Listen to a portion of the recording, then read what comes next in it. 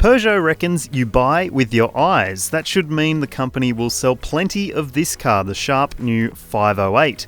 The problem will be convincing customers that this is a vehicle worth considering. Most people want SUVs now, and Peugeot has the impressive 5008 if you want something like that, big and family friendly.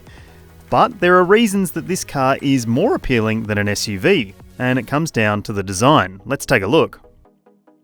I've been in and around 508s for the past couple of days now, and I've got to say, I still can't find the bad angle. I reckon it's one of the best looking cars probably ever in the recent era anyway.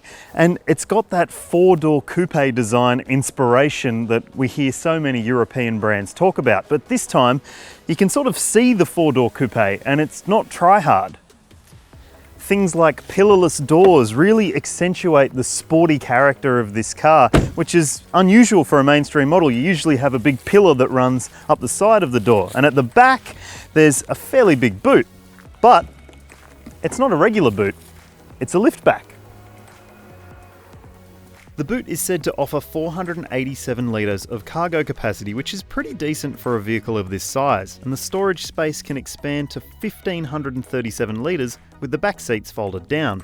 And unlike lots of Peugeots that have come before it, there's decent storage in the cabin too.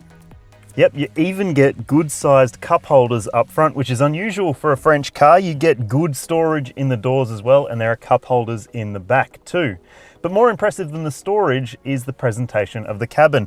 It feels exquisite in here, and maybe even better than a lot of the more expensive mid-size Europeans that you'll find out there, like E-Class, A6, those sorts of cars. It's got a bit more character than some of those as well. Of course, it's got Peugeot's iCockpit with a small steering wheel, which you look over the top of at your digital info display. It's a 12.3-inch screen up there. Some people might not like this layout with the steering wheel low in their lap, but I personally think it's really great. There's a 10-inch screen up here for your media controls and your fan and all those sorts of things. You also get Apple CarPlay and Android Auto, and we're expecting to see wireless phone charging on every grade of the 508 too. The seats offer decent comfort and adjustability. I think they're maybe a little bit hard for some people's liking. These are the sports seats though, so you might have to see if the lower grade models get better seats in terms of comfort, if we get lower grade models. Now, let's check out the back seat.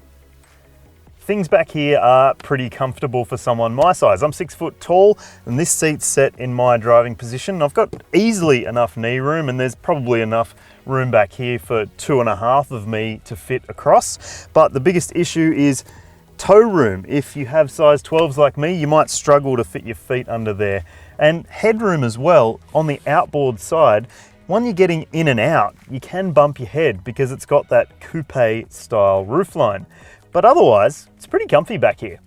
Keeping the kids happy back here, there are rear seat air vents, which is a nice plus. And there are also ISOFIX child seat anchor points on both outboard seats and top tethers across the top as well. What about powertrains? Australia is set to get a pair of petrol engines, both of the 1.6 litre turbocharged petrol variety. The less powerful engine will be offered in a lower trim grade, with the gruntier 1.6 we're driving today fitted to the flagship models.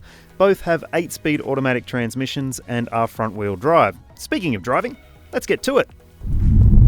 This is the GT version with the most power and torque of the entire range, and it feels zesty when you put your foot down. In sport mode in particular, the response is pretty alarming. And it sounds pretty good too. While some people might prefer, well, less of a 4-cylinder snarl to the turbocharged engine, this one sounds pretty good, I reckon.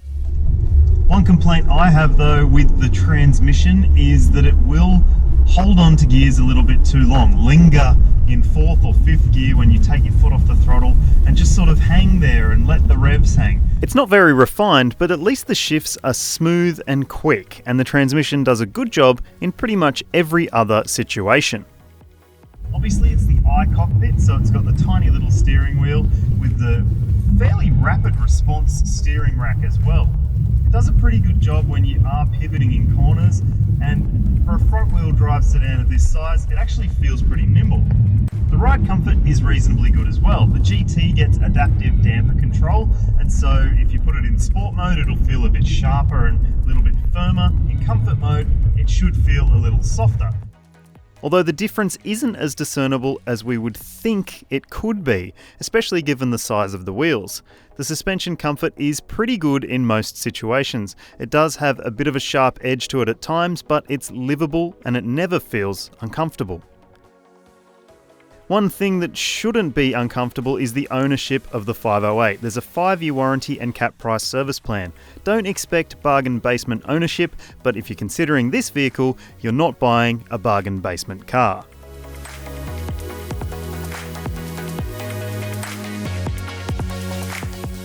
So, is it worth considering the Peugeot 508? Well, that'll depend how it's priced, but if all indications that we've got are correct, that between $45,000 and $55,000 is where this car will play, then it could offer a really compelling alternative to some of the other European mid-size sedans out there in the market.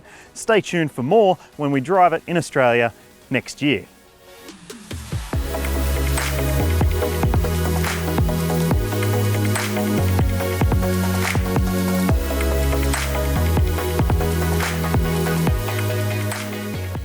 Tell us what you think. Would you choose the Peugeot 508 over one of its Euro competitors, maybe an Audi or a BMW or a Mercedes or a Volkswagen? Let us know in the comments section below, and also make sure you hit subscribe on our YouTube channel.